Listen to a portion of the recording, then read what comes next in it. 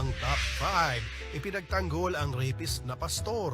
Bilang vice-presidente, dapat pinaiirang niya ang batas. Pero si Inday, mas piniling ipagtanggol si Pastor Apollo Kibuloy na wanted sa kaso rape, child abuse at human trafficking. Ayaw niyang sabihin at inililihim kung nasaan ang rapist na pastor. Top 4, umiwas sa bagyo.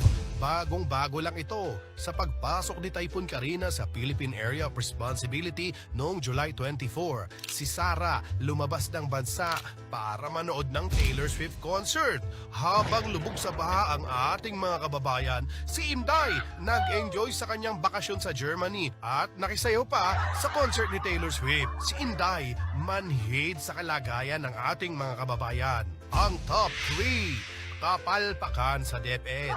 2 taong naging DepEd Secretary si Sara. Pero sa panahong iyan, lumagpak ang kalidad ng edukasyon sa bansa. Ang mga estudyanteng Pinoy nasa bottom 4 pagdating sa creative thinking. Yan ay ayon sa Program for International Students Assessments o PISA at halos nasa dulo ng Organization or Economic Cooperation and Development. Pagdating sa mathematics at science, mabuti na lang nag-resign siya. Ito ang top 2, 125 million, ubos sa loob lamang ng 11 days. Ang 125 million Confidential and Intelligence Fund ng Office of the Vice President ginastos ni Inday sa loob lamang ng 11 araw.